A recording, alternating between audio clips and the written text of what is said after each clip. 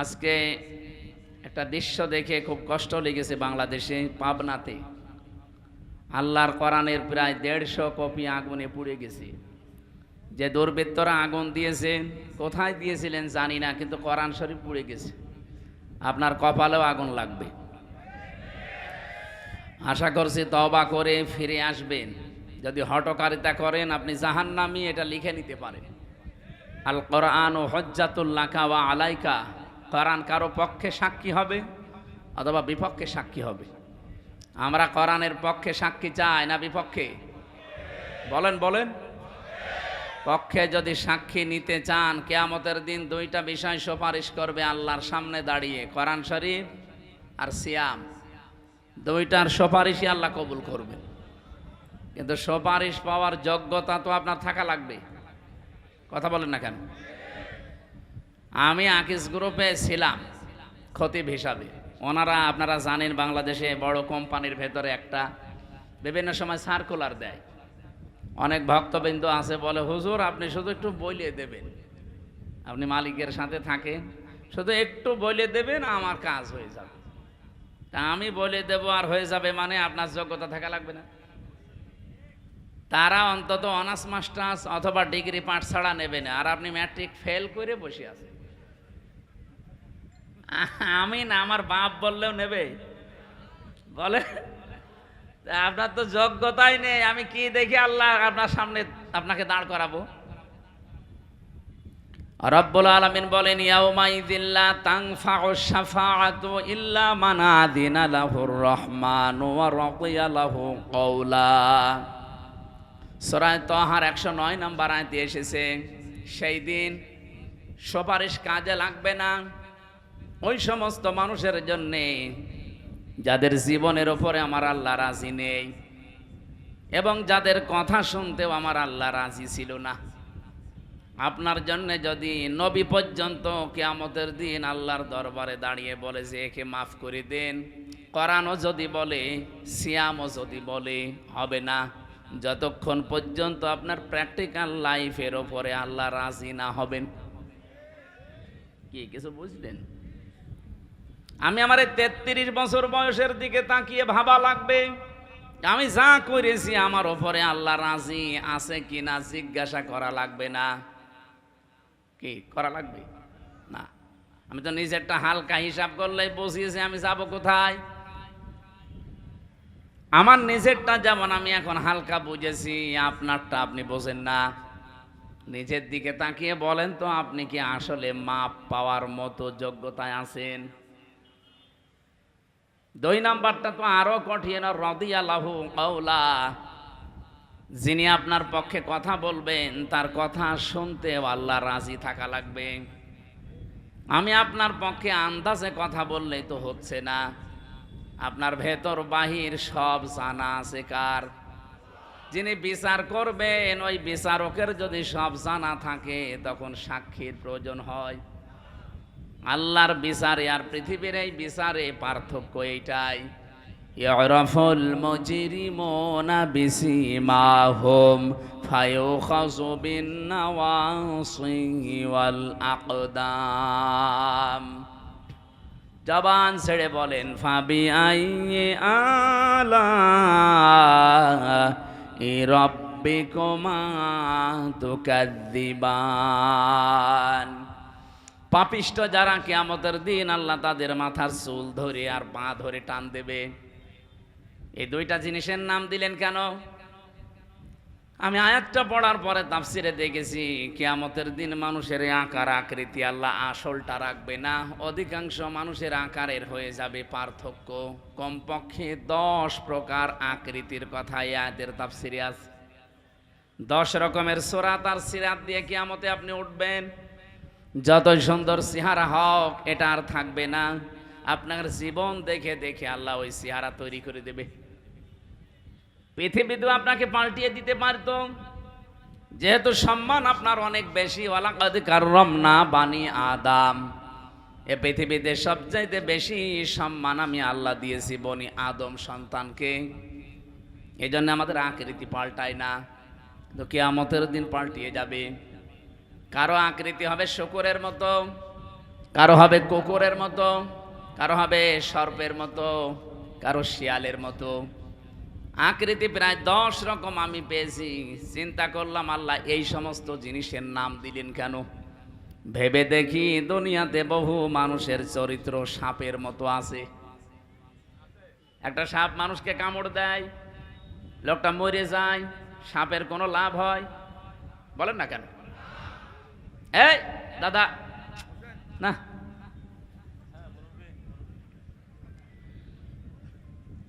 পৃথিবীতে বহু মানুষ এমন আমরা দেখি শুধু মানুষের ক্ষতি করে বেড়ায়, নিজের সেরকম লাভ হয় না। কি কথা বললেন? ও সকাল থেকে ওঠার পরে ও ধান্দা থাকে কার 12টা বাজাবো। এই 15.5 বছর যেরকম ছিল, কারে মামলা দেব, কারে মিথ্যা সাক্ষী দিয়ে জীবন নষ্ট করে দেব। রাজবাড়ি মনে হয় আপনারা টের পাননি। হাজারো মানুষ এখানে পরীক্ষিত, তারা এই যে বসে আছে ডানে বামে। সকাল থেকে উঠে যাদের এই চিন্তা ছিল কারে বিপদে ফেলবো, কার 12টা বাজাবো। আপনি হাজি হতে পারেন, নামাজি হতে পারেন, আপনার আকৃতি কিয়ামতে থাকবে না। আমার তো এই আয়াতের ব্যাখ্যা পড়ার পরে মনে হয় বাংলাদেশে বহু ফেরেশতা কিয়ামতের দিন উঠবে যারা আকার আকৃতি সাপের মতো হবে।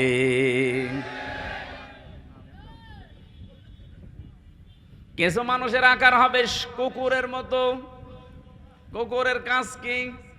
আপনি 2টা কুকুরকে খাবার দেবেন পাশাপাশি, একটাকে যা দিয়েছেন ও সারা দিন খেলেও শেষ হবে না, এরপরও দেখবেন পাশেরটায় হামলা দেয়। এই স্বভাব দেশে ছিল না? বলেন। আমাদের কুষ্টিয়ার হানিফ সাহেব, পরে আল্লাহ যাই দিয়েছিলেন ও যদি মরণ পর্যন্ত খেত শেষ হতো না। কিন্তু এই 15 বছর ওই এত কিছু বানিয়েছে, আমার মনে হয় ফেরেশতা হিসাব করলো 8-10 দিন লাগবে। আপনি খুলনা, বাগেরহাট, সাতক্ষীরা এই 3টা জেলায় যেয়ে দেখেন, আমার মনে হয় প্রায় অর্ধেকই তার ছিল। চালাকি করতে গিয়ে ধরা খেয়ে গেছে সে আর তার ভাই। নিজেদের নামে জমি জায়গাগুলো, এই ফ্ল্যাটগুলো কিনেছে বিভিন্ন আত্মীয় স্বজনের নামে, তাদের নামে রেজিস্ট্রি করেছে। আল্লাহর ইশারা ওরা যেই পালিয়েছে, এখন বলছে আমরা আর দেব না। আপনি কি করলেন চালাকি করে?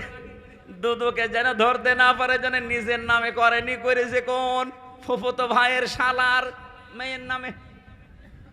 অত দূরের আত্মীয়, সে এখন ফেরত দেবে? সে বলছে এটা বাবা শাহজালাল, সব হালাল, হালাল করে দিয়েছে।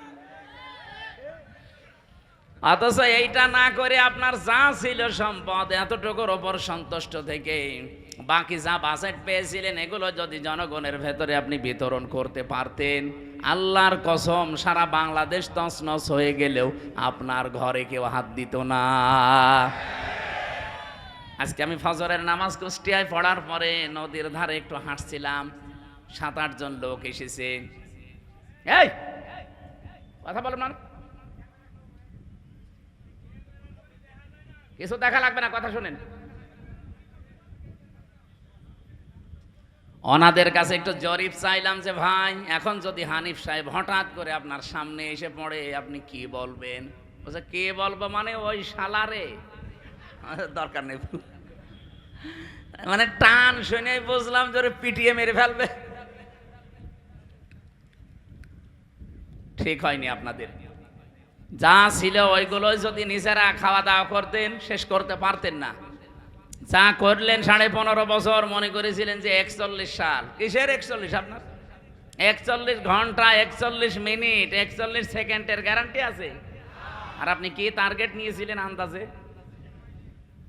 এই জন্য আমাদের চরিত্র এরকম যেন কারো না হয়,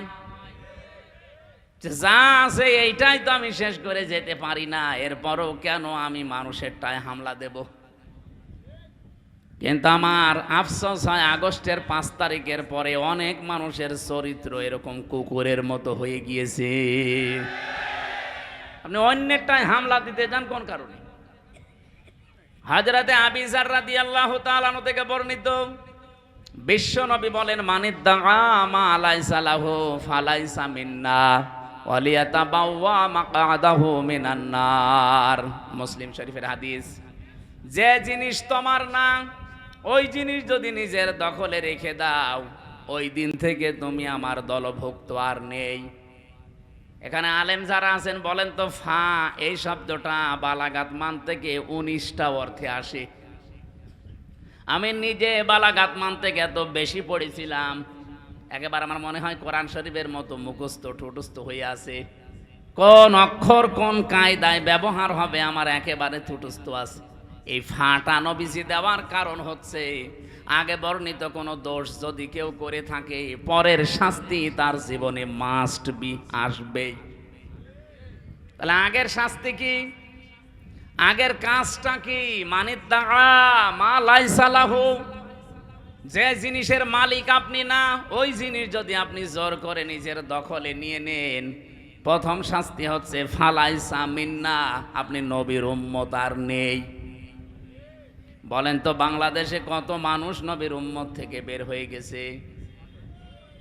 যারা গিয়েছেন এখন যদি তারা বলেন হুজুর আমার বাবা মরে গেছে, জানাজা পড়িয়ে দেন, কবরে দেন, এটা মিথ্যা কথা হবে না? আপনার বাবা তো নবীর উম্মতই নেই। এক কথা বলেন না কেন? আমি তো বিসমিল্লাহি ওয়া আলা মিল্লাতি রাসূলিল্লাহ বলে আপনার বাবাকে কবরে দেব কি করে এই মিথ্যা বলে? আল্লাহর নামেও আপনার বাবা ছিল না, রাসূলুল্লাহর দলেও ছিল না, তা আমি মিথ্যা কথা বললে আল্লাহ মেনে নেবে? আরো জোরে বলেন। এই জন্য এই ভণ্ডামিগুলো বাদ দেওয়া লাগবে। কিছু মানুষের বিশ্বাসী হয়ে গেছে, যা করি মরে গেলে যদি 10টা গরু আমার নামে জবাই হয়, আমার জান্নাত ঠেকায় কে? মনে আছে জান্নাত ওর বাবা, ওই গরু জবাই করবে আর দিয়ে দেবে। বিশ্বনবীর আপন চাচা হযরতে আবু তালিব, এই হযরত বলে ফেললাম, এই লোকটা সম্মানিত মানুষ। এই আবু তালিব লোকটা যেদিন মারা যাবে, নবীজি নিজে তার মাথার কাছে বসলেন। বুখারী শরীফের হাদিস। ডাক দিয়ে বললেন, ইয়া আম্মি আবি তালিব, লা ইলাহা ইল্লাল্লাহ হাজ্জুল লাকা ইনদাল্লাহি ইয়াউমাল কিয়ামা। হে চাচা, জোরে বলা লাগবে না, শুধু আস্তে করে আমার কানের কাছে মুখ নিয়ে বলেন লা ইলাহা ইল্লাল্লাহ মুহাম্মাদুর রাসূলুল্লাহ বলার দরকার নেই, কারণ ওটা যে আমি নিজে আমি সাক্ষী দিয়ে দেব। কিন্তু আল্লাহর একাত্মবাদের শিক্ষা স্বীকৃতি আপনি একটু দেন, জোরে দেবেন না, শুধু আমার কানের কাছে মুখ নিয়ে বলেন, আমি শুনলেই হবে। কিয়ামতের দিন আমি আপনার গামছা দিয়ে টেনে নিয়ে আল্লাহর দরবার থেকে জান্নাতে দিয়ে আসবো। পাশে দাঁড়িয়েছিল আবু জেহেল আর আবু লাহাব, আবু সুফিয়ান। ডাক দিয়ে বলছে, নেতা পড়বা, সারা জীবন বাপদাদার ধর্ম অনুসরণ করলে এখন ভাতিজার এই নতুন ধর্ম অনুসরণ করে কলঙ্কিত হবা। মানুষ তোমারে কাপুরুষ বলবে, ভীরু বলবে, তোমার নামে বদনাম বের করবে যে ও মরার আগে বাপদাদার ধর্ম ছেড়ে দিল। আবু তালিব ওই দিন ডাক দিয়ে বলেছে, ভাতিজা মুহাম্মদ, আমি তোমাকে ভালোবাসি, কিন্তু এই কালেমাটা পড়তে পারলাম না, আমারে মাফ করে দিও। বলেন তো মাফ করার মালিক কে? বলেন বলেন। সঙ্গে সঙ্গে নবীজির মন খারাপ হয়ে গেল। ফেরেশতা জিবরাইল সূরা কসসের 56 নাম্বার আয়াতটা নিয়ে হাজির হয়ে গেলেন। ইন্নাকা লা তাহদি মান আহবাবতা ওয়ালাকিন্নাল্লাহা ইয়াহদি মাইয়াশা ওয়া হুয়া আ'লামু বিল মুহতাদিন। এটা ইবনে কাসির তাফসিরে পাবেন। আল্লাহ পাক বলেন, ফেরেশতা জিবরাইল এসে বলে, হে নবী, হেদায়েত তো আপনার হাতে আল্লাহ দিয়ে দেয়নি যে যাকে ভালোবাসেন তাকে দিয়ে দেবেন। এটা আল্লাহ নিজের কাছে রেখেছেন, আর আল্লাহ ভালো জানে যে হেদায়েত দেওয়া লাগবে কারে। এই লোকটা আপনার চাচা, আল্লাহ জানে। এই ছেলে বসো, আবার গল্প করে।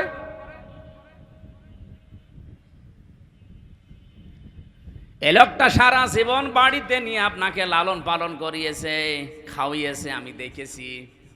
আপনি যে বারবার তাকে বললেন কালেমাটা পড়ো, জোরেও বলা লাগবে না, কানের কাছে মুখ নিয়ে বলো, তাও লোকটা পড়ে নাই। এই জন্য আমি আল্লাহ তাকে মাফও করি নাই। এরপরেও নবীজি আবু তালিবের কবরের পাশে দাঁড়িয়ে হাত তুলে মোনাজাতে বলেছিলেন, আল্লাহ চাচা আবু তালিবকে মাফ করে দাও। সঙ্গে সঙ্গে জিবরাইল এসে বলে, হে নবী হাত নামান। কার জন্য হাত তুলেছেন? মা কানা লিন-নাবিয়্যি ওয়াল্লাযীনা আমানু আন ইস্তাগফিরু লিল মুশরিকিন ওয়ালাউ কানু উলি কুরবা মিন বা'দি মা তাবায়্যানা লাহুম আন্নাহুম আসহাবুল জাহিম। সূরা তাওবা 11 নম্বর পারার 4 নম্বর পৃষ্ঠার 4 নম্বর লাইনের 113 নম্বর আয়াতে আছে। এটাও ইবনে কাসিরে পাবেন। হে নবী, কার জন্য আপনি হাত তুলেছেন? এই লোকটা আপনার চাচা, আল্লাহ জানে। কিন্তু লোকটা তো মুশরিক। কোন নবীর জন্য, কোন ইমানদারের জন্যও জায়েজ নেই। আল্লাহ শুধু নবীর নাম বলতে পারতেন, ওয়াল্লাযীনা আমানু দিয়েছেন। কিয়ামত পর্যন্ত কোন ইমানদারের জন্য এটা জায়েজ না, উচিত না, শোভনীয় না কি যে কোনো মুশরিকের জন্য আল্লাহর কাছে ক্ষমা চাবে, যদি ওইটা আপনার নিকট আত্মীয় হয়। রাজবাড়িবাসী বিবেক যদি থাকে একটু খাটান, যে নবী জীবনে কোনোদিন হাত তোলা লাগে নাই, শুধু মনের ভেতরে কামনা আসলেই কবুল হয়ে গেছে। এরকম হাদিস শোনেননি?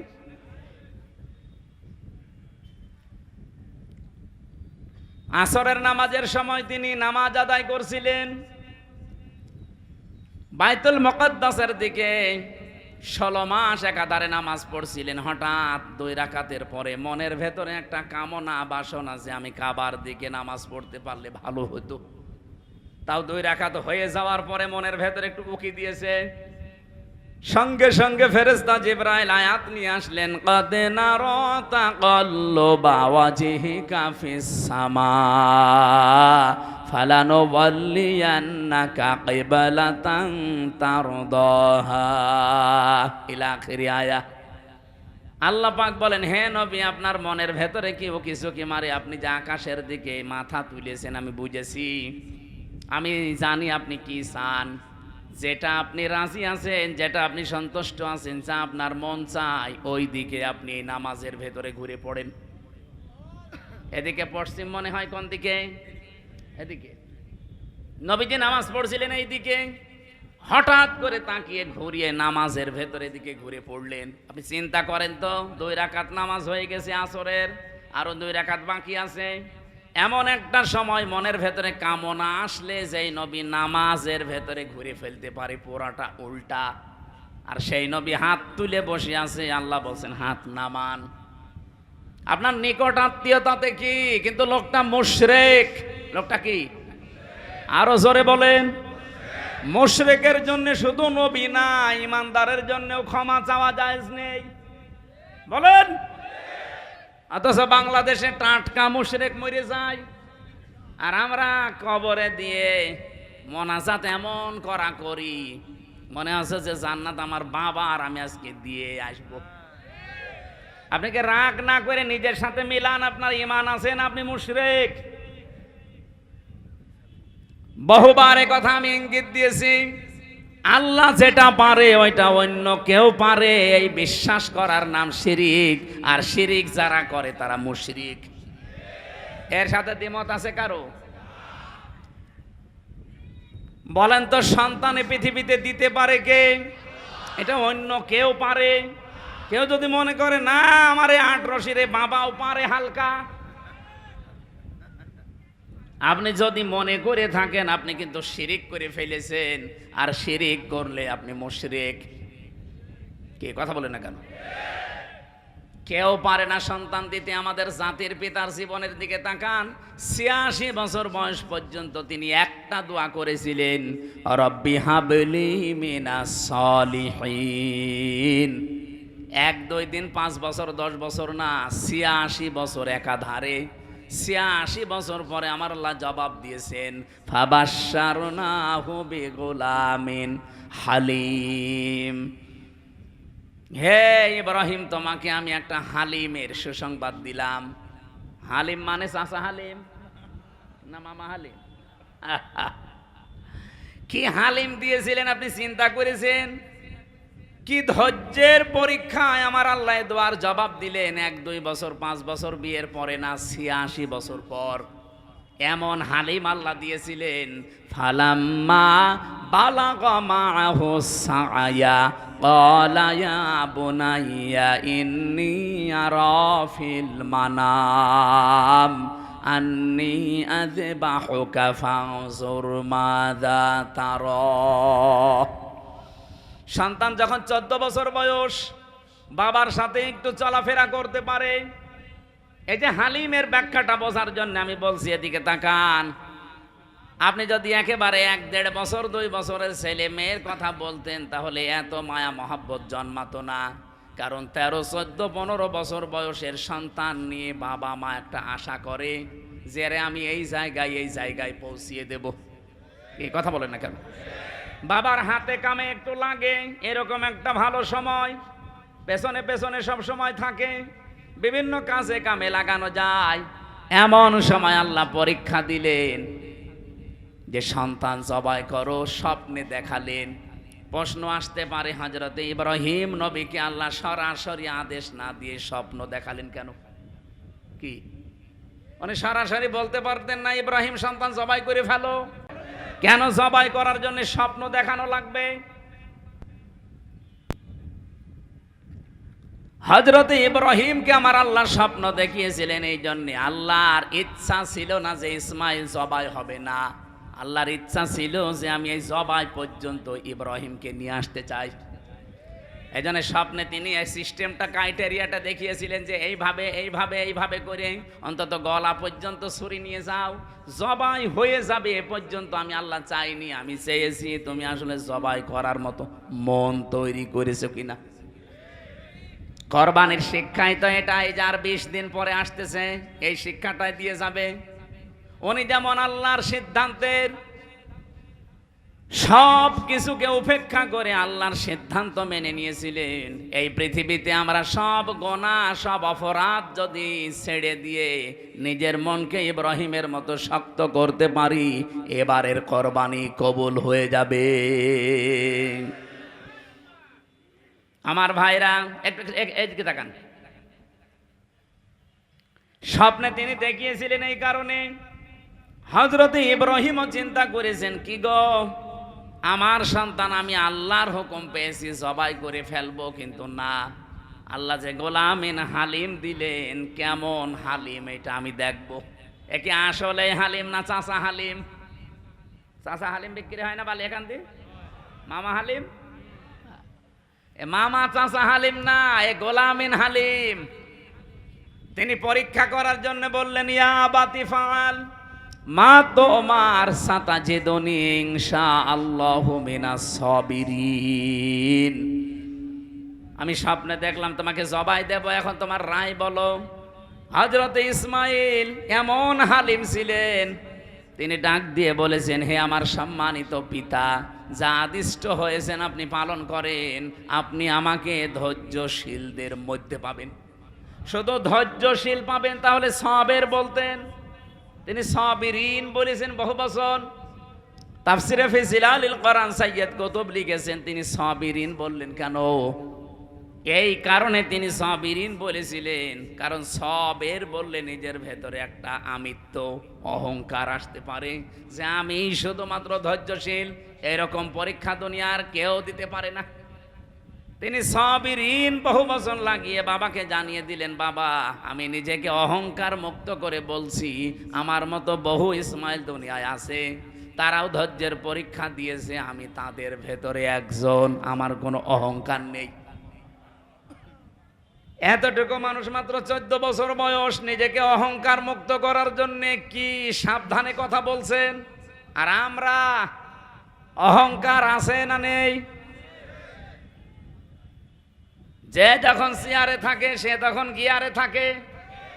এই যে আমি চেয়ারে আছি, আমি কিন্তু গিয়ারে আছি। হাই সাহেব চেয়ারে আছে, উনিও এখন গিয়ারে আছে। শওকত সাহেব এখন চেয়ারে আছে, উনিও গিয়ারে আছে। মনে করছে চেয়ার থেকে আর নামা লাগবে না। অথচ আমরা যখনই চেয়ারে বসেছি, চেয়ার আমাদেরকে জানিয়েছে, হামজা বেশিক্ষণ না, 1-1.5 ঘন্টা। কি কথা বলছেন না কেন? এরপরেই কিছুক্ষণ পরে তাহাজ্জুদের নামাজ শুরু হবে, এরপরে ফজরের নামাজ আরো গুরুত্বপূর্ণ। সুতরাং সারা রাত না, চেয়ারের মেয়াদ মাত্র 1.5 ঘন্টা। পৃথিবীর কোন চেয়ার কারোর জন্য স্থায়ী না, শুধু একটা চেয়ার। অসিআ কুরসিয়ুহুস সামাওয়াতি ওয়াল আরদ ইলা আখিরি আয়া। আল্লাহ পাক বলেন আসমান জমিন পরিব্যাপ্ত একটা চেয়ার আছে, ওই চেয়ারের মালিক কে? ওইটার কোনো পরিবর্তন নেই। তাছাড়া দুনিয়ায় যত দামি চেয়ার হোক, যত বড় চেয়ার হোক, চেয়ারে যারা বসবে এ কথা মনে করে যেন বসে যে আমারে নামা লাগবে। চেয়ার মানে যে চেয়ারের কথা বলছি। অনেকে মনে করছে না এখন যারা উপদেষ্টা আছে ওই চেয়ার কি নামবে? ওরা নামার জন্য বসেছে। দেখেন নাকি চেয়ারের গরম, যে যখন চেয়ার পেয়েছে সেই তখন পাল্টিয়ে গেছে। চেয়ারের গরমে কি বলতে যে কি বলে নিচেও টের পাচ্ছে না। এই যে মাহফুজ আলমের দিকে তাকান, চেয়ারে থাকার আগে আপনি দেখেছেন সে চেয়ারে থাকার আগে মানুষের কাছে টাকা ভিক্ষা করে পর্যন্ত খাবার খেয়েছে। মানুষের মেসে থেকে খাবার খেয়েছে, নিজের টাকা ছিল না বাবার, অথচ সে চেয়ারে পেয়ে এমন গিয়ারে আছে। শুধুমাত্র গিয়ারেই নেই, কোথায় সে 71, কোথায় 47, কোথায় 52, ওগুলো টানতেছে। কেন তুমি 24 আনতে পারো না? এক কথা বলেন না কেন? আপনি 71 47 আনতেছেন আমার সামনে, আমি 71-এর কি বুঝি? আমার এখন 33 বছর, 92 সালে আমার জন্ম। 71-এ তো আমার বাবা কেবল মায়ের পেটে এসেছিল। আপনি কেন 71 টান দেন? 71-71-এর চেতনা নিয়ে টান দিয়ে দিয়ে তো হাসিনা মরেছে। আমি একটা জরিপ পেয়েছিলাম, নাকি এসব বলা ঠিক হবে না? বলেন মানে কি? আপনি না বললে আমি বলবো, আমার কপালে যা আছে।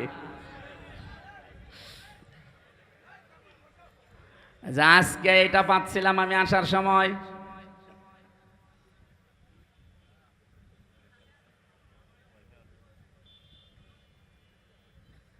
এ মনে হচ্ছে রওশনের সাথে হয়ে গেছে, এ হবে না।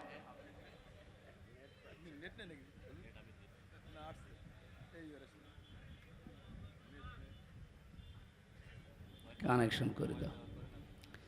সুবহানাল্লাহ ওয়ালহামদুলিল্লাহ লা ইলাহা ইল্লাল্লাহ। সুবহানাল্লাহ ওয়ালহামদুলিল্লাহ লা ইলাহা ইল্লাল্লাহ। লা ইলাহা ইল্লাল্লাহ মুহাম্মাদুর রাসূলুল্লাহ।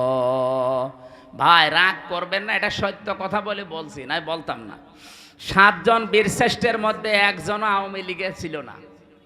এটাকে আমি বানিয়েছি ইতিহাস। 11টি সেক্টর কমান্ডারের ভেতরে একজনও আওয়ামী লীগের ছিল না। 68 জন বীর উত্তমের ভেতরে একজনও আওয়ামী লীগের ছিল না। 30 লক্ষ শহীদের ভেতরে আওয়ামী লীগের একজনও বড় নেতা আপনি নাম পাবেন না। তাহলে আওয়ামী লীগ যুদ্ধটা করলো কোথায়? এটা জানাতে চেয়েছেন ডক্টর কামাল হোসেন, আপনি জবাব দেন। আপনি যে চেতনা বিক্রি করলেন এই 15.5 বছর, একটাও তো পেলাম না। এমনকি মুক্তিযুদ্ধ বিষয়ক মন্ত্রী যারে দিয়েছে অকর্মা মুজাম্মেল, অকর্মা মুজাম্মেল, সেই লোক নাকি মুক্তিযোদ্ধা না, ভুয়া মুক্তিযোদ্ধা। এ পাগলে এমন তালিকা করেছে, যাদেরকে আপনি যুদ্ধ অপরাধী বানাবেন তাদের না বানিয়ে সব বানিয়েছে আওয়ামী লীগের আর বিএনপি। আরে ভাই, আপনি যদি জামাতের 1000 দিতেন তাও এ দেশের মানুষ বলতে এটা ঠিক আছে। জামাতের মাত্র দিয়েছে 37 জন, তাও 13 জন মরে গেছে। এই অকর্মা মোজাম্মেল রে শুধু এই মন্ত্রণালয়ে বসিয়ে শুধু খাওয়িয়েছে, কোনো কাজ ছিল না। কোন কারণে ওরে বসিয়েছিল আল্লাহ জানে, আর যে পালিয়েছে ও জানে। আমার কথা শোনেন, বাস্তবতা কিন্তু এইটাই। চেয়ারে থাকলে আপনি গিয়ারে থাকতে পারেন না। পৃথিবীর কোন চেয়ার যেহেতু স্থায়ী না, ইসমাইল নবী এইটার ইঙ্গিত দিয়েছিলেন সবিরিন বলে। হে বাবা, আমি অহংকার মুক্ত থাকতে চাই, কারণ কোন মানুষের ভেতরে যদি যাররা পরিমাণ অহংকার তৈরি হয়, জান্নাত তার জন্য হারাম। কি সচেতন ছিলেন তারা অহংকারের ব্যাপারে। এত বড় কঠিন পরীক্ষায় অবতীর্ণ হতে যাচ্ছেন, তারপরেও তিনি নিজেকে বাঁচিয়েছেন। ইনশাআল্লাহু মিনাস সাবিরিন, এতটুকু বললেও হয়েছে তো। এর আগে তিনি জুড়ে দিয়েছেন সাতাজিদনি, সিন লাগিয়ে দিলেন কেন? সিন, সাফা, কদ, লাম, এরকম 13টা অক্ষর আছে। এই 13টা শব্দ যদি কোনো সেন্টেন্সের আগে আসে, অর্থ হয় খুব তাড়াতাড়ি। সাতাজিদনি দিয়ে জানিয়ে দিলেন, বাবা দেরি হবে না, খুব শীঘ্রই আপনি আমাকে সবিরিন ধৈর্যশীলদের ভেতরে একজন পাবেন। আমি অহংকার করি না আল্লাহর বিধান মানতে পেরে। হযরত ইসমাইল খুশি হয়ে গেলেন। রব্বুল আলামিন, তুমি যে গোলামিন হালিম বললে, আসলে আমি হালিম পেয়েছি। এটা মামা, এটা চাচা হালিম না। কি এটা আসলে হালিম। আমি যা বলেছিলাম এই 86 বছর তুমি তাই দিয়েছো আমারে হালিম হিসাবে। আমারে সন্তান পেয়ে আমি এত খুশি। আমি যে কথা বলতে চাচ্ছিলাম এই পয়েন্ট দিয়ে, পৃথিবীতে কোনো মানুষ আপনাকে সন্তান দিতে পারবে না, সে যত বড় পীর হোক, অলি হোক আর নবী হোক। এটা দেওয়ার মালিক শুধুমাত্র কে? এই বিশ্বাস যাদের নেই, বিভিন্ন জায়গায় বিশ্বাস ঢুকে গেছে। আপনি কিন্তু শিরিক করে ফেলেছেন, আর শিরিক করলে আপনি মুশরিক, আর মুশরিকের জন্য দোয়া করা জায়েজ নেই। আরো জোরে বলেন। এরকম শিরিকের রাজবাড়ী জেলায় নেই। যদি কেউ করেন থেমে যান, এক্ষুনি থেমে যান। অনেক মুসলমানদের ভেতরে এখন রন্ধ্রে রন্ধ্রে শিরিক ঢুকেছে। সেদিন নওগাঁ গিয়েছিলাম, মান্দা যে বাড়িতে বসেছিলাম, ওই বাড়িওয়ালার 2টা ছেলে, আর একটা ছেলে পেটে আছে 6 মাস বয়স। আল্ট্রাসাউন্ড করার পরে নাকি বউ ডাক্তার রিপোর্ট দিয়েছে যে এইটাও ছেলে হবে। 1 বোতল পানি নিয়ে আমারে বলছে, হুজুর এমন পানি পড়বেন যেন মেয়ে হয়ে যায়। কি করে হবে? আরে না, আপনি এমন ভাবে পানি পড়বেন। আমি ছেলে আর চাই না, 2টা আছে, এবার আমি মেয়ে চাই। কি বিশ্বাস দেখেছেন? আমার মতো এতটুকু হুজুরের ওপর যদি এই বিশ্বাস ওর হয়, এত বড় হুজুর পেলে তো পাগল হয়ে যাবে। আরে রাজবাড়ি গোয়ালন্দ এলাকায় তো পাগল আরো বেশি। যেখানে সেখানে সেজদা দেয়। আপনি গোয়ালন্দ মোড় থেকে দলের দিয়ে ঘাট পর্যন্ত যান, কত পাগলের মেলা দেখতে পাবেন। হরেক রকম পাগল দিয়ে মেলাইছে মেলা। কি সবুজ সবুজ পাগড়ি মাথায় দিয়ে পাগলের মতো আন্দাজে। আরে পাশের জেলায় তো আল্লাহর ওলি কয়েকটা ঘুমিয়ে আছে। কি ঘুমিয়ে নে? 8 রশি, চন্দ্রপুরী, আরো করপুরী আছে। বাস্তব কথা শোনেন, আল্লাহ যেটা পারে পৃথিবীর কেউ ওইটা পারতে। আরো জোরে বলেন তো, জমিন বানিয়েছে কে? এই জমিনে আইনও চলার কথা কার? সুতরাং আল্লাহর বানানো জমিনে অন্য কারো আইন, বিধান, সিদ্ধান্ত কেউ যদি কায়েম করতে চায়, সে আল্লাহর সাথে শিরিক করেছে। আর শিরিক করলে সে মুশরিক। বলেন, মুশরিকের জন্য, নবীর জন্য দোয়া করা জায়েজ নেই, ইমানদারদের জন্য দোয়া করা।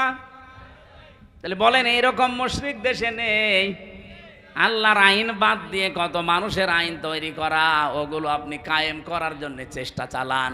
আর আপনাকে ভুল পথ থেকে সঠিক পথের দিশা দিলে আপনার কাছে রাজনীতি মনে হয়। আপনারে কোরআন শরীফ, বুখারী শরীফে হবে না, বাকারি শরীফ লাগবে। এত বাংলা বলার পরও বলে, হুজুর আমি বুঝি না। শিরিকের চাইতে আর কি বলে বোঝানো যায় বলেন?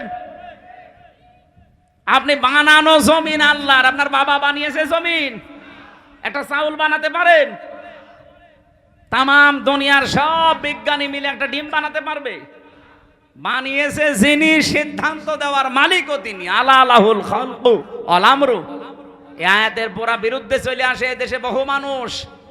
সুতরাং আজকে থেকে সাফ কথা বলছি, যারা আল্লাহর আইনের বাইরে আছেন, মানুষের তৈরি করা আইন এই জমিনে কায়েম করার জন্য চেষ্টা করেন, দল করেন, যাই করেন, আপনি কিন্তু শিরিক করছেন। আপনি যদি আমার বাবাও হন, আপনার মতো বাবার জানাজা পড়া, কবরে দেওয়া জায়েজ নেই, কারণ মুশরিকের জন্য দোয়া করা নবীকে আল্লাহ নিষেধ করেছে। আলাউ কানু উলি কুরবা, যদিও এটা আপনার নিজের নিকট আত্মীয় হয়, তারপর আপনি করবেন না। নবীর দোয়া যদি আল্লাহ ফেরত দেয়, হামজার খবর আছে? বলেন বলেন। সুতরাং আপনি বিসমিল্লাহি ওয়া আলা মিল্লাতি রাসূলিল্লাহ বললেই হয়ে যাবে? পুরাটা মিথ্যা কথা হবে। এই জন্য যে জিনিস আপনার না, ওইটা যারা দখল করে নিজের আয়ত্তে রেখে দিয়েছেন, ওটা ফেরত দেওয়া লাগবে। এলাকায় কারা এই চরিত্রের আছেন, তারা কালকেই লোকের জিনিস ফেরত দেবেন। কারা কারা দেবেন হাত তোলেন তো। একজু কাঁটটা মারি খেয়েছো।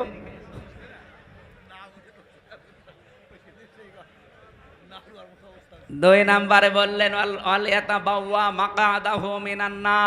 এটা আরো কঠিন, সে যেন নিজের জায়গা জাহান্নামে একটা স্থান তৈরি করে নিল। বলেন নাউজুবিল্লাহ।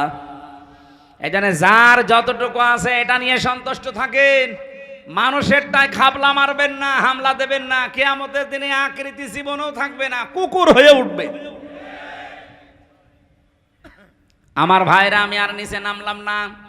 যে কথা তুলেছিলাম, কিয়ামতের দিন যদি আপনি আল্লাহর সামনে দাঁড়ান, আর নবী যদি আপনার পক্ষে কিছু বলে, এতে আপনার কিন্তু যোগ্যতা থাকা লাগবে। এমনকি শুধু প্র্যাকটিক্যাল লাইফের ওপরে না, রাদিয়াল্লাহু কাওলা, আপনি যে কথাবার্তারা বলেন, ওই কথার উপরও রাজি থাকা লাগবে। কার? আরো জোরে বলেন। এই জন্য এমন জীবন তৈরি করা দরকার যেন কোরআন আমার পক্ষে সাক্ষী দেয়। আল কোরআনু হুজ্জাতুল লাকা ওয়া আলাইকা। কোরআন কিয়ামতে হয়তো কারো পক্ষে সাক্ষী দেবে অথবা বিপক্ষে সাক্ষী দেবে। আজকের ময়দানে আমরা এসেছি এমন কিছু কথা বলতে চাই, শুনতে চাই, মানতে চাই যেন কোরআন আমার পক্ষে সাক্ষী দেয়। বলেন আমিন। যারা আজকের এই ময়দান তৈরি করেছে, যেহেতু শুধুমাত্র মুসলমানদের জন্য আপনারা সাজাননি, এই বালিয়াকান্দি নাম শুনে বোঝা যাচ্ছে এলাকায় অমুসলিমরা আছে, আছে না? সুতরাং অন্য ধর্মেরও যারা আছেন ওয়েলকাম জানাচ্ছি, আসেন, কোরআনের কাছে আসেন। এটা শুধু আমাদের না, হাদা বায়ানুল লিন্নাস, মানুষ পদবাচ্যে যারা বিবেচিত, সবার জন্য আল্লাহ কোরআন দিয়েছেন।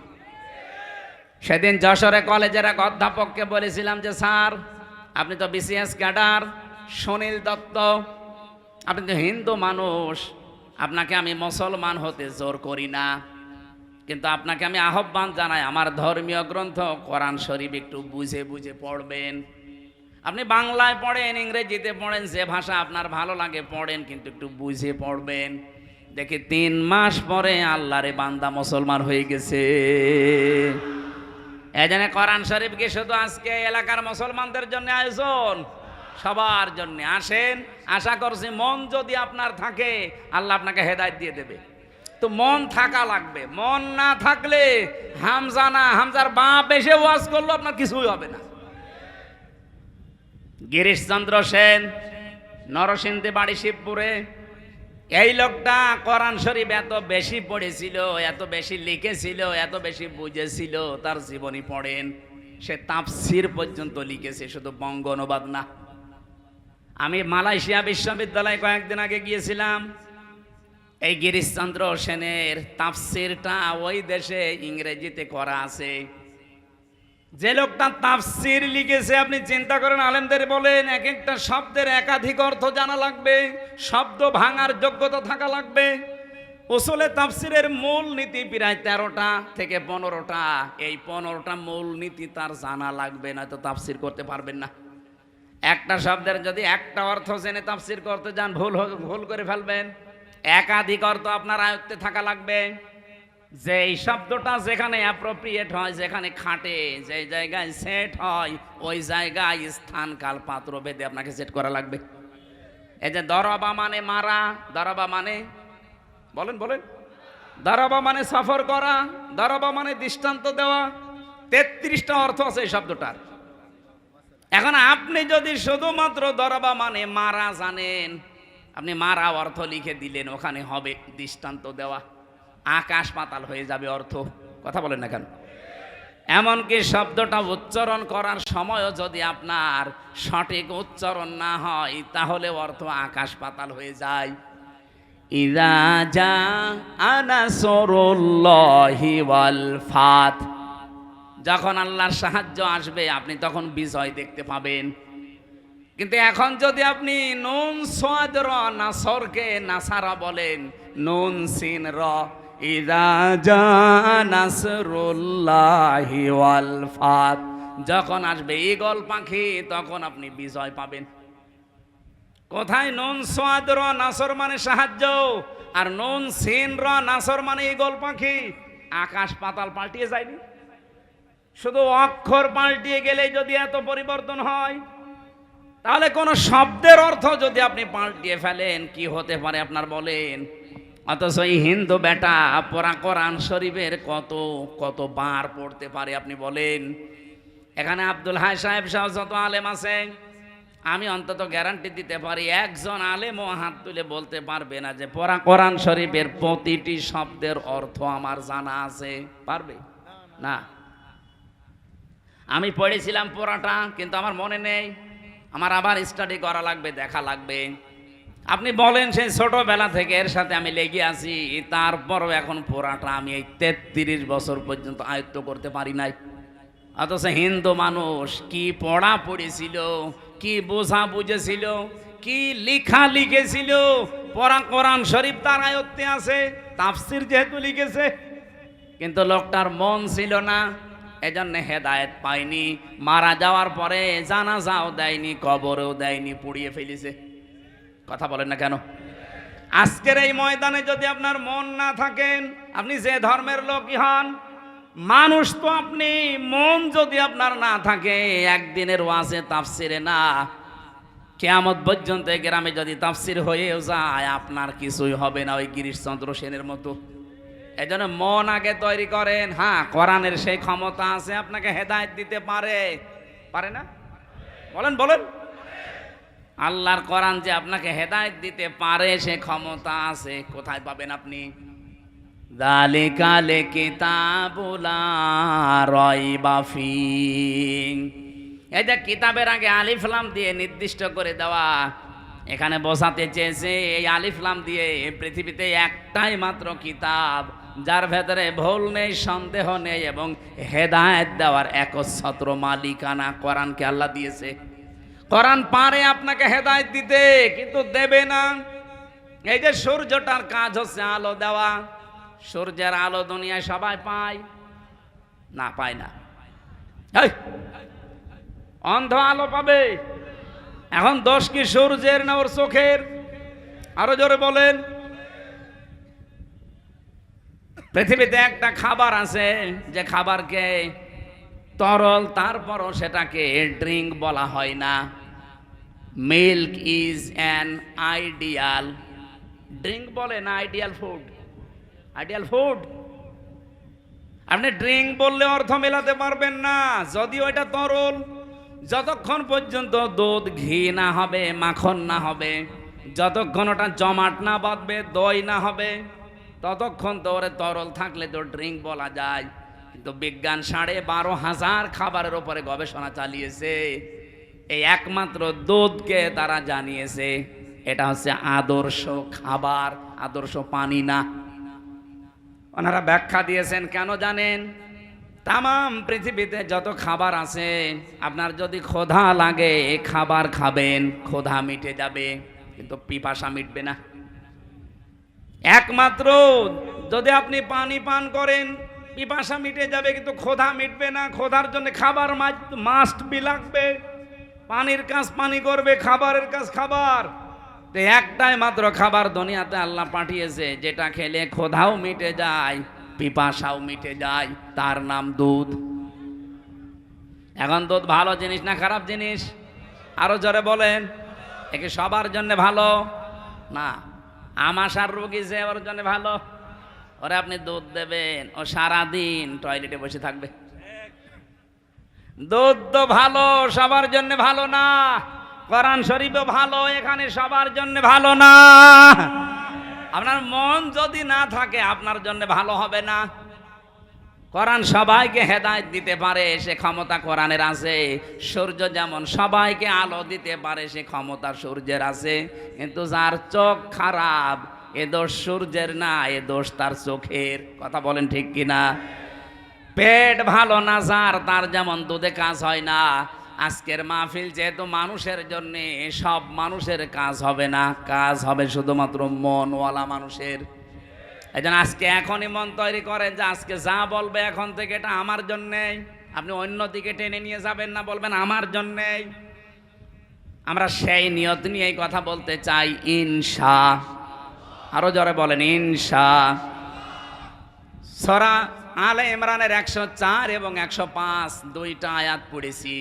আমার এই মাথার ভেতরে এই দুইটা আয়াত সম্পর্কে যত কথা আছে, আমার তো মনে হয় যদি কিয়ামত পর্যন্ত আল্লাহ হায়াত আমাকে দেয়, কিয়ামত এসে যাবে, আয়াতের কথা শেষ হবে না। এত কথা আয়াতের ভেতর থেকে আমি নিজে নিজে বের করেছি, কোরআন থেকে, তাফসির থেকে, একেবারে অথেন্টিক ভাবে আপনাকে আমি জানাচ্ছি। মন দিয়ে কান খাড়া করে শুনবেন, আগে জবান ছেড়ে দিয়ে কোরআনের আয়াতটা একটু পড়েন। আউযু বিল্লাহি মিনাশ শাইতানির রাজিম, বিসমিল্লাহির রহমানির রহিম। ওয়ালতাকুম মিনকুম উম্মাতুন ইয়াদউনা ইলাল খায়র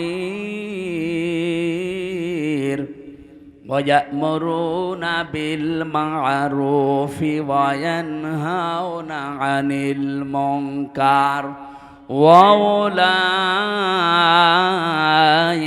হুমুল মুফলিহুন। খুব ভালো করে শুনবেন। এখন 10 মিনিট শোনেন, এই 10 মিনিটই কাজ হবে। কোন সূরা জানো? আলে ইমরান। বলেন বলেন। এই এখানে নড়াচড়া করা যাবে না। 104 নাম্বার আয়াত, 200টা আয়াত আছে, 20টা রুকু আছে, মাত্র একটা আয়াত আমরা পড়লাম। আল্লাহ তাআলা গ্যারান্টি দিচ্ছেন, নরমালে বলতে পারতেন, গ্যারান্টি দিয়েছেন ওয়ালতাকুম মিনকুম উম্মাতুন, অবশ্যই তোমাদের মধ্যে একটা দল থাকতেই হবে। এই যারা আজ বলেন যে আমি নামাজ পড়ি, রোজা রাখি, হজ করে এসেছি, আমার বউ পর্দায় থাকে, ওসব দলদারির ভেতরে আমি নেই, ও ঝামেলায় আমি যাব কেন? আমি কি নামাজ পড়ি না? আল্লাহ বলেন অবশ্যই তোমাদের ভেতরে একটা দল থাকতেই হবে। এই জন্য আল্লাহ উম্মতের আগে আলিফ লাম দেয়নি, উম্মাতুন মানে একটা দল, আর আলিফ লাম দিলে দলটি হইতো। যেহেতু উম্মাতুন দিয়েছেন, একটা দল থাকতেই হবে বাংলাদেশে। আমরা যারা নবীর উম্মত দাবি করি, তাদের ভেতরে কি করবে তারা? ইয়াদউনা ইলাল খায়র, তারা ভালো কাজে মানুষকে ডাকবে, কল্যাণের দিকে। এখন ভালো কাজ, কল্যাণের কাজ কোনটা? তামাম দুনিয়ায় যত ভালো কাজ আছে, এটা বলবে আমির হামজা না আল্লাহ? বলেন না কেন? আরো জোরে বলেন। আল্লাহ যদি বলে যে এটা ভালো কাজ, আমি যদি কোরআন থেকে বের করতে পারি, আপনি মানবেন তো? কারা কারা মানবেন হাত তোলেন তো। আন্দাজ হাত তুলবেন না, এখানে ঝামেলা আছে। দেখেন তো হাত তোলেনি কে? দেখেন দেখেন, ওই যে এক লোক হাত না তুলে বসে আছে, আমি জানিও মানবে না। তোলেন, হ্যাঁ তোলেন। এই সবুজ জামা তোলেন। আমার শওকত ভাই তুলেছে, হাত তুলে আবার নামিয়ে ফেলিস। ঠিক আছে, অসুবিধা, আলহামদুলিল্লাহ। এবার ভালো করে শোনেন ভাই, আমি তো মানিয়ে বলবো, আলেমরা আছে না? এখানে সমস্যা কি? এবার আমি বললাম না ক্লাসের মেন টাইম চলছে, এটা একেবারে নড়াচড়া না, আপনার নিজের দিকেও তাকাবেন না। ও রাজবাড়িবাসী একটু খেয়াল করেন, ভালো কাজ কোনটা, সেদিকে মানুষকে ডাকার কথা নির্দেশ দিলেন। ইয়াদউনা ইলাল খায়র, এখানে খয়রের আগে আলিফ লাম দিয়ে আল্লাহ নির্দিষ্ট করে দিয়েছেন কাজটা। কোরআন শরীফের ভেতরে আমি ভালো কাজ পেয়েছি 500। কয়টা? বলেন বলেন। এ 500 ভালো কাজের ভেতরে একটা ভালো কাজের জন্য আল্লাহ নির্দেশ দিলেন। এটার ব্যাখ্যা আপনি সূরা সফের 10 নাম্বার 11 নাম্বার আয়াতটা একটু খোলেন।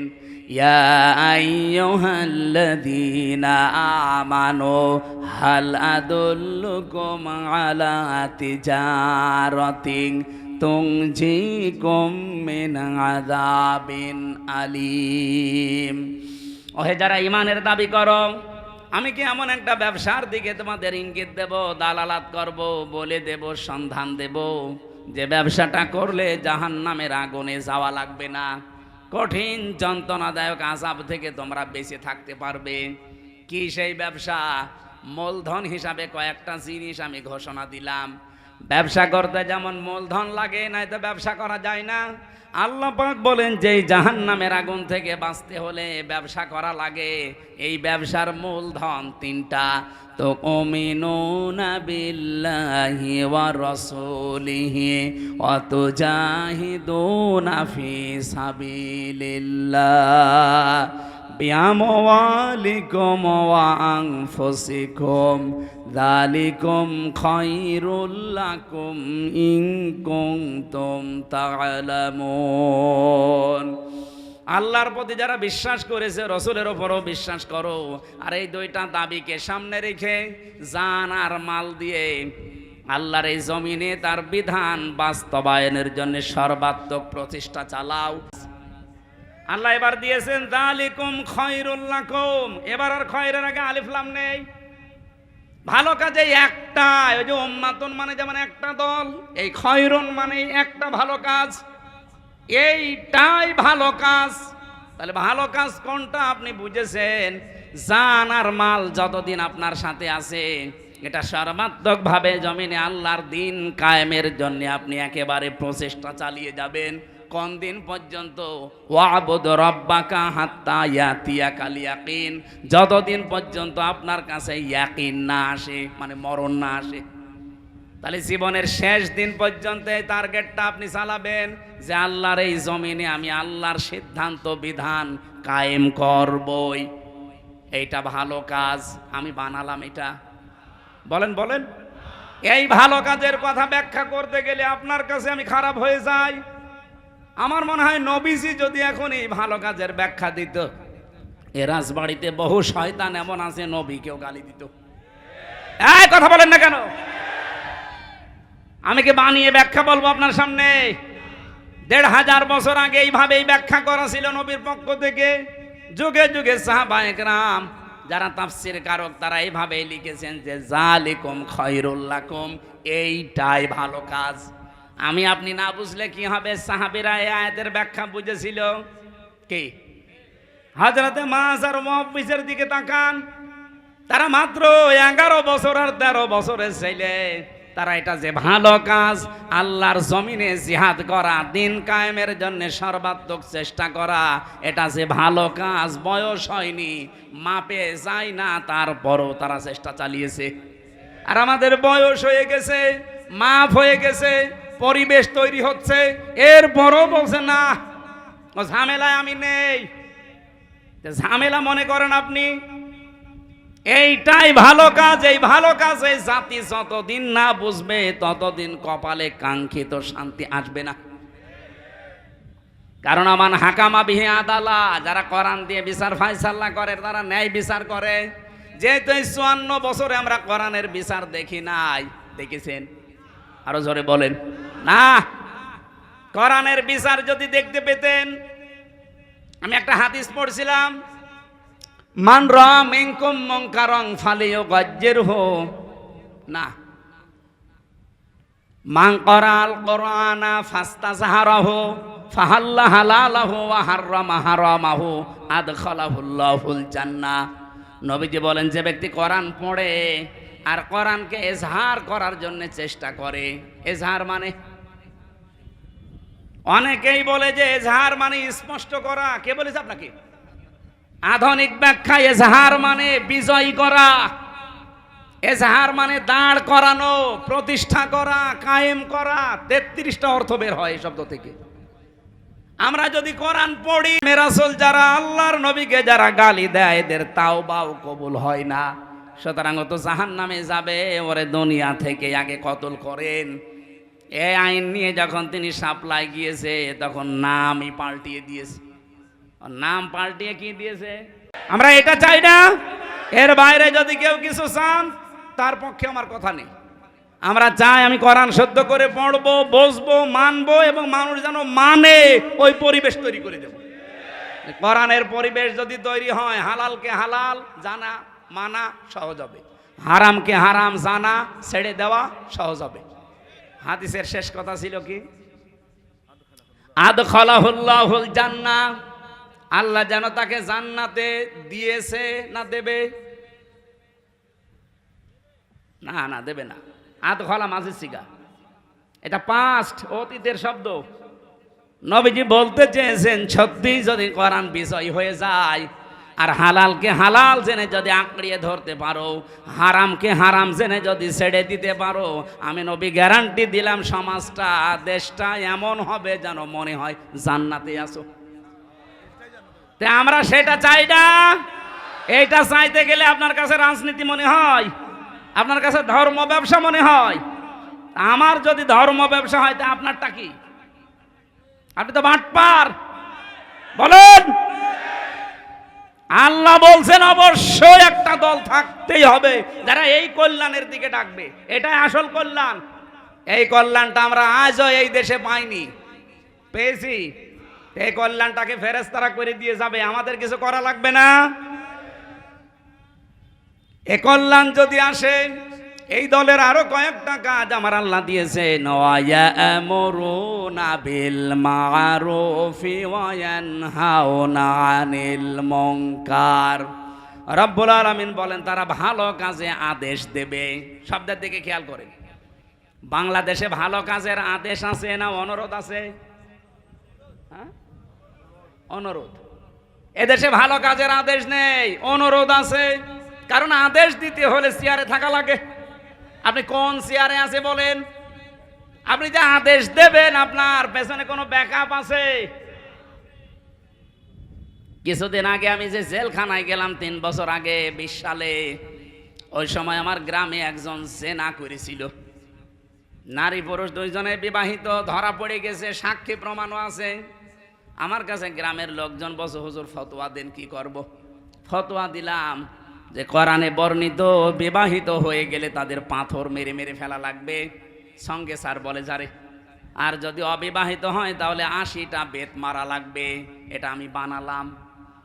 বলেন বলেন, সূরা নূরের ভেতরে আছে। এখন এই বিধান পর্যন্ত শেষ। এটা যদি গ্রামবাসীকে নিয়ে আমি কার্যকর করতাম যে এটা শুরু করেন, আমার মনে হয় ওই মহিলাকে সঙ্গে স্যার করার আগে আমারে করতো যে এদিকে আসেন আপনাকে সঙ্গে স্যার করি, পুলিশ তার পরের দিনই আমারে ধরে জেলে দেওয়া না পুরো সঙ্গে স্যার করে দিত। আমারে বলতো হুজুর এই দেশে আপনি ফতোয়া দেবেন দেন, কিন্তু কার্যকর করলেন কেন? এদেশে কি কোরআনের বিধান আছে আপনি কার্যকর করতে গেলেন? আপনি যে ভালো কাজে আদেশ দেবেন, দেবেন কি করে? আদেশের জায়গায় থাকা লাগবে না। আপনি যা করছেন এটা আদেশ না, এটা অনুরোধ। চলো ভাই সলিমুদ্দিন নামাজ পড়তে যাই। আল্লাহর বিধান কিরকম তেলানো জিনিস নাকি? আল্লাহর বিধান হচ্ছে ডু ইট, এটা কর। আল্লাহ মালিক, আপনি গোলাম। মালিকের সামনে গোলাম কি করে থাকে আপনি দেখেন না? এই জন্য বাস্তবতা আমরা এই দেশে আজ যারা বলি যে আমরা নবীওয়ালা কাজ করছি, আপনি মাইন্ডে নেবেন না। আপনি নবীওয়ালা কাজ করছেন না। নবীওয়ালা কাজ করেছিলেন নবী হওয়ার পরে। উনি নবী হয়েছিলেন কয় বছর বয়সে? বলেন বলেন। উনি এর আগে যে 1 থেকে 40, এ 40 বছরে কি ভালো কাজ করেননি? বলেন না কেন? হেলফুল ফজল গঠন করার মাধ্যমে 17 থেকে 40 এই 23 বছরও তিনি ভালো ভালো কাজই করেছিলেন, কিন্তু অনুরোধের সাথে। ও চাচা, ও বাবা, ও দেশের যুবকেরা আসেন, এই লোকের ঘর নেই, ঘরটা বানিয়ে দেই। এর ছেলে মেয়ে বিয়ে হয় না, একটু বিয়ে দিয়ে দেই। এর বাড়িতে খাবার নেই, খাবারটা দেই। অনুরোধ করতেন। এই নবী যখন 40 বয়সে নবী হয়ে গেলেন তখন হাতে নিয়ে আসলেন এই কোরআন। ইনি এখন আর বলেননি ও বাবা সলিমুদ্দিন চলো নামাজ পড়তে যাই। কি বলেছিলেন? আদেশ দিয়েছিলেন। যে নামাজ পড়তে যদি মদিনাতে উনি রাষ্ট্র ক্ষমতা পাওয়ার পরে বললেন যারা নামাজ আজান শোনার পরে আসবে না, আমার তো মনে হয় তাদের বাড়ি ঘর আমি জ্বালিয়ে দেই। আর 2 নাম্বার, ওরা যদি নামাজ পড়তে না আসে ওদেরকে বেত্রাঘাত করো। ওই মক্কার মানুষগুলো চিন্তা করছিল কি সেই মোহাম্মদ যে এতদিন আমাদেরকে বলতো বাবা চাচা খালু আসো এই করি, আর এখন যে আদেশ দিচ্ছে, কারণ এখনো মোহাম্মদ আদেশের জায়গায় আছে। বলেন বলেন, এই দেশে তো দল একটা থাকতেই হবে, যেই দল সৎ কাজের আদেশ করবে। এখন সৎ কাজ কি? এই যে এখানে শব্দটা কি ছিল বলেন তো? কই এই যে মারুফ, মারুফের আগে আলিফ লাম আছে, এর আগে বা আছে। যারা আরবি গ্রামার বোঝার শব্দ ভাঙতে পারে আপনি জিজ্ঞাসা করেন এই শব্দটার সাথে আমরা সেই জন্ম থেকে পরিচিত। এই শব্দটা উরফুন থেকে এসেছে। আরাফা ইয়ারিফু উরফুন, এর বাংলা অর্থ হচ্ছে পরিচিত হওয়া। ভালো কাজের দিকে তারা আহ্বান করবে, নির্দেশ দেবে, অর্ডার দেবে, এই ভালো কাজ আপনি জানবেন কি করে? এটা জেনেছি আমরা সেই জন্মগতভাবে। আমাদের আদি পিতা যিনি আসল পিতা কে বলেন বলেন? হযরত আদমকে আল্লাহ একটা ক্লাস নিয়েছিলেন কি? আল্লামা আদামাল আসমা কুল্লাহা সুম্মা আরাদাহুম আলাল মালাইকা। আল্লাহ পাক বলেন আমি আদমকে যত আসমা আছে সব শিখিয়েছি। আসমা মানে আমরা অধিকাংশ মানুষ এখানে আমার মনে হয় যারা আছে চিন্তাশীল যারা না, তারা বলবে এসএম এর বহুবচন আসমা। আসমা মানে নাম। আপনাকে একবারও চিন্তা আসে না যে এসএম মানে নাম, এর বহুবচন আসমা, নাম সমূহ। এই কথা বলে যদি আপনি মনে করেন যে নাম মানে আলু পটল বাঁশ, এগুলো নাম না? আলু পটল ঝিঙ্গা পেঁপে বাঁশ এগুলো নাম না? এক কথা বলেন না কেন? এ ক্লাসটা নিয়েছিলেন কে? সরাসরি আল্লাহ নিজে শিক্ষক, ছাত্রকে হ্যাঁ যেমন তেমন ছাত্র নবী, সাধারণ মানুষ ছাত্র না, শিক্ষক আল্লাহ নিজে, ছাত্র নবী আদম। ভালো করে শুনেন, ক্লাসরুম তো এ রাজবাড়ি না, ক্লাসরুম কোথায়? জান্নাতে। হ্যাঁ জান্নাতে। কত বড় গুরুত্বপূর্ণ একটা ক্লাস, যে দুনিয়ার কোন জেলায় ক্লাস হচ্ছে না, ক্লাস হচ্ছে পুরা রাখে জান্নাতে। এত বড় ক্লাসরুম, এত দামি ক্লাসরুম দুনিয়ায় কোন ভার্সিটিতে পাবেন?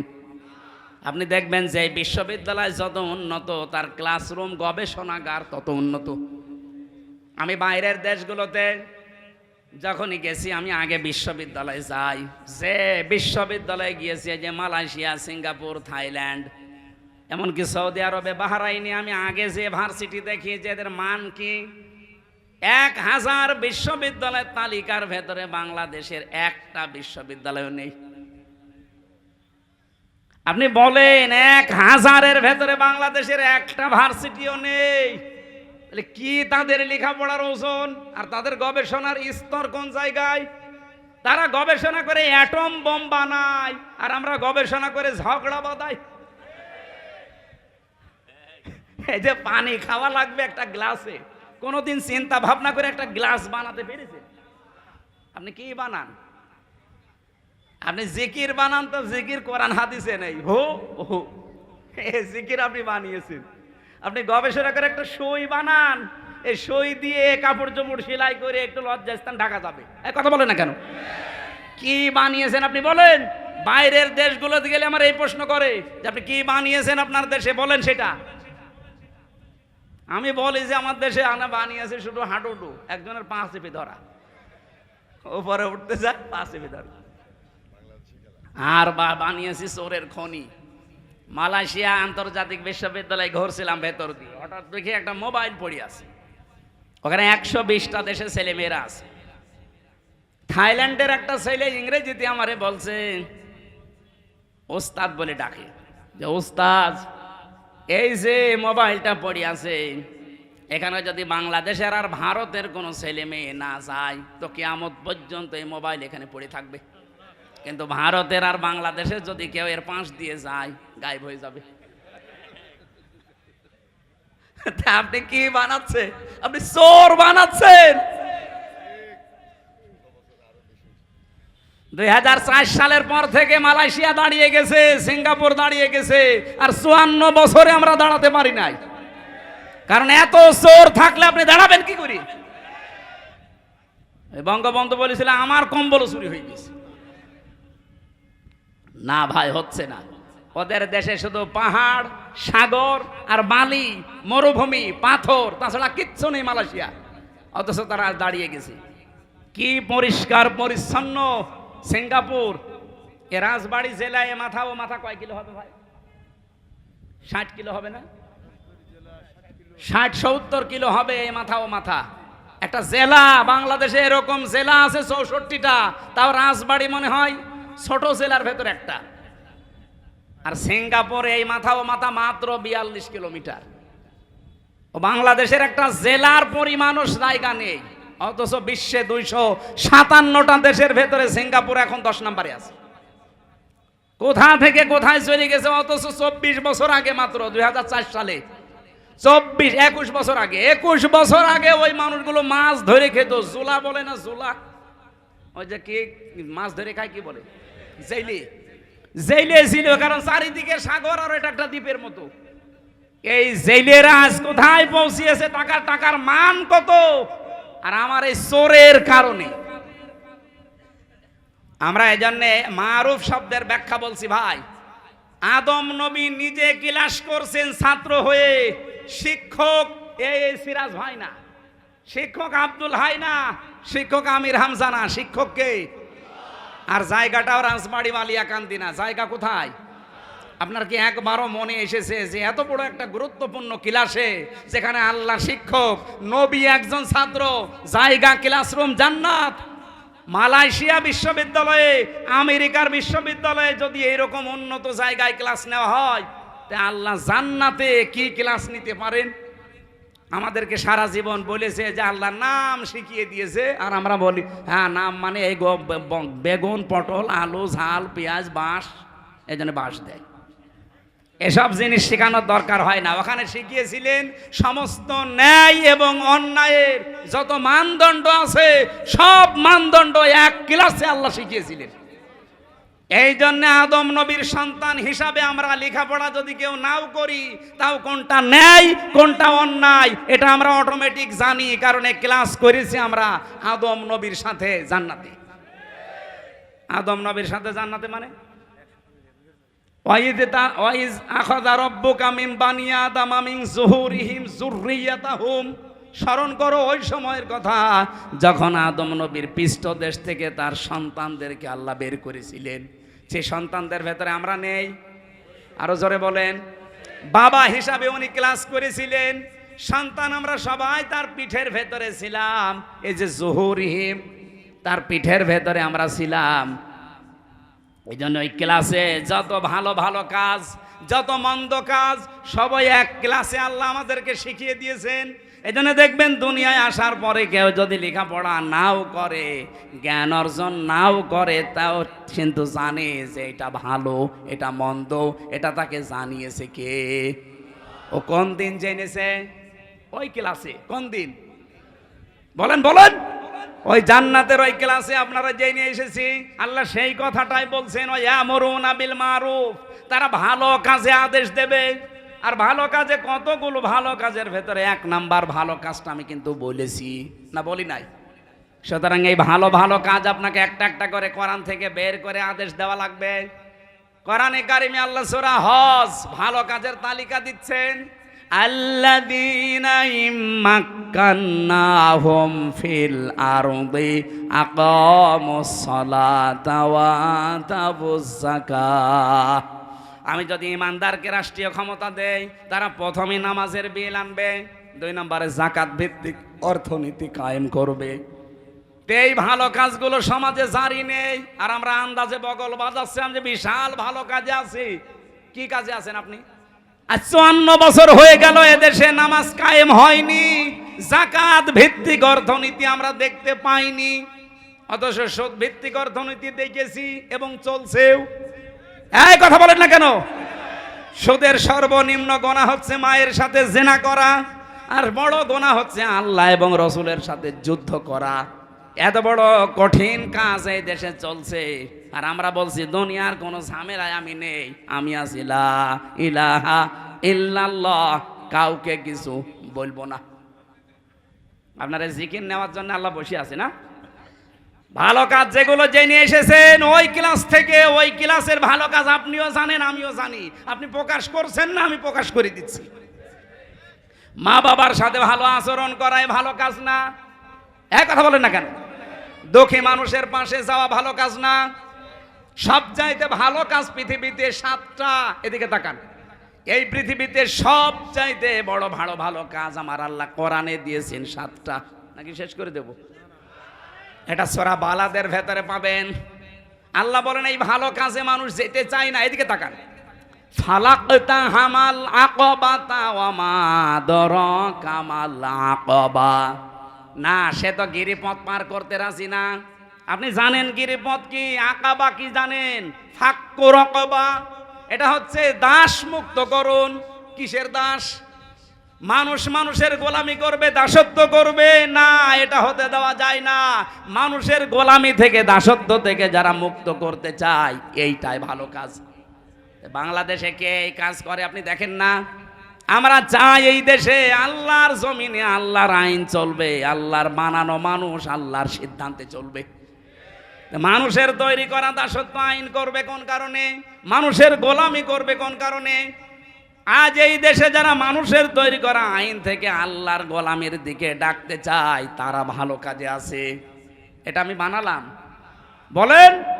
আও ইতামুন ফি ইয়াউমিন দি মাসগাবা, যারা দুর্ভিক্ষের সময় অসহায় মানুষের সামনে যে খাবারের ব্যবস্থা করে, আপনি নিজে নিরপেক্ষ দৃষ্টি দিয়ে বলেন বাংলাদেশে 54 বছরে এই কাজগুলোতে কারা আঞ্জাম দিয়েছে?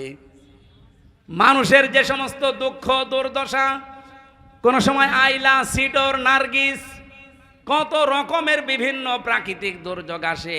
এই দুর্যোগের সময় সবার আগে মানুষ মানবতার সামনে এগিয়ে যায় কারা? আপনি নিজের থেকে বলেন। এতিমাংদা মাকরবা, যারা নিকট আত্মীয় এতিম, এদের সামনে যারা দাঁড়ায়, এদের পাশে যে যারা দাঁড়ায়, কত মানুষ আমরা এখানে হাসি বসে আছি, নামাজি বসে আছি, নিজের আপন বোন গরিব এজন্য পরিচয় দেয় না। আর রাজবাড়িতে ওই ধর্মীয় বোন পাতিয়েছে, ধর্ম বোন, সেখানে মাসে 3 বার করে যায়। এই কথা বলেন না কেন? আপনি সফল হতে চান, কোরআন থেকে এই থিওরিগুলো নেন। এতিমাংদা মাকরাবা, এতিমের পাশে যারা নিকট আত্মীয়র ভেতরে যারা মিসকিন এতিম, এদের পাশে আপনি দাঁড়াবেন। আও ইতাম কি আও মিসকিনান দা মাতরাবা, যারা অসহায় ধুলি মলিন, যে সমস্ত মানুষ ক্লান্ত শ্রান্ত, এই মানুষের পাশে আপনি দাঁড়াবেন। এই যে ডিগ্রি চলছে এখন 45 ডিগ্রি 49 ডিগ্রি চলছে, এই বাংলাদেশে কত টাকাওয়ালা মানুষ আছে? কই আমরা তো দেখি না যে অন্তত 500 ব্যাগ স্যালাইন, 2000 ব্যাগ পানির বোতল, একটু শরবত নিয়ে তাদের সামনে একটু দাঁড়িয়েছে, কই পাই না। কিন্তু সারা বাংলাদেশে আমরা কিছু কিছু মানুষকে এই কাজটা করতে দেখেছি। এই গরমে আমার কুষ্টিয়াতে আমি পেয়েছি, নিজের সংসার চলে না, এরপরও 10টা বোতল পানি, 10 ব্যাগ স্যালাইন, 10টা কোকের বোতল নিয়ে এই রিকশা চালক অসহায় ধুলি মলিন, মাত্র মানে ধুলি মলিন যারা, যাদের চেহারা দেখলে আপনার মায়া লাগবে, এরকম মানুষের কাছে মুখে খাবার তুলে দিচ্ছে। সুম্মা কানা মিনাল্লাযীনা আমানু ওয়া তাওয়াসাউ বিস-সাবরি ওয়া তাওয়াসাউ বিল মারহামা উলাইকা আসহাবুল মাইমানা। এদের আরো কিছু কাজ আছে, তারা ঈমান আনে, সৎ কাজে তারা আদেশ করে এবং ধৈর্যের পরিচয় দেয় নিজেদের কাজকর্মে। শুধু ধৈর্যের পরিচয় দেয় না, নিজেদের ভেতরে রহম দিল হওয়ার মতো ধৈর্য সহ্য তৈরি করে। পরস্পরকে একে অন্যকে তারা উপদেশ দেয়, আদেশ দেয়। উলাইকা আসহাবুল মাইমানা, এরাই হচ্ছে ডানপন্থী, সৌভাগ্যশালী, সফলতা লাভকারী। বলেন সুবহানাল্লাহ। এই গুণগুলো আল্লাহ পাক কোরআন থেকে সাহাবা একরামকে দিয়েছিলেন। আমরাও সব পথে নেই।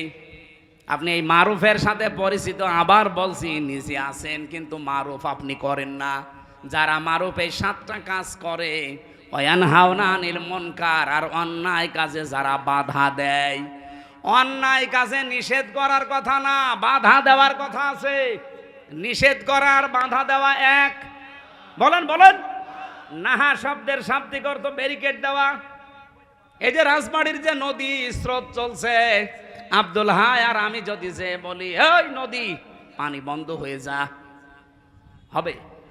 এটা বন্ধ করার জন্য বেড়া দেওয়া লাগবে, বাঁধ দেওয়া লাগবে। কথা বলেন না কেন? ওকে বাঁধার প্রাচীর তৈরি করা লাগবে। আল্লাহ বলেন অন্যায়গুলো দেখলে দল মত দেখা দেখি যাবে না, অন্যায় দেখলে বাঁধার প্রাচীর তৈরি করা লাগবে। আর এইটাই তো আমরা তৈরি করতে চাই। আর আপনি এটা তৈরি করতে গেলে বলেন না এ কাজ অমুক দলের। অমুক দলের মানে ওই দলই তো আসল দল।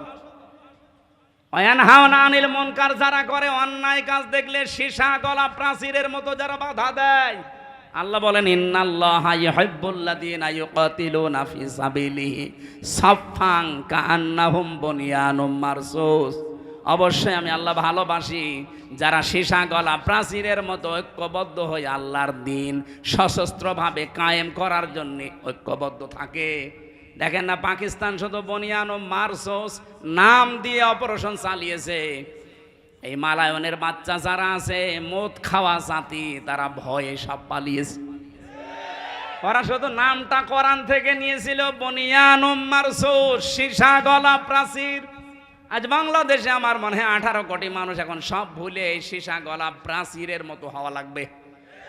এই কথা বলেন না কেন? অন্যায় যেখানে, প্রতিবাদ সেখানে, এমনকি বাধার প্রাচীর তৈরি করা লাগবে। 2-5টা করে দেখেন, কেউ এই দেশে আর অন্যায় করতে সাহস দেখাবে না। কারণ মায়ের আগে ভূত পলায়।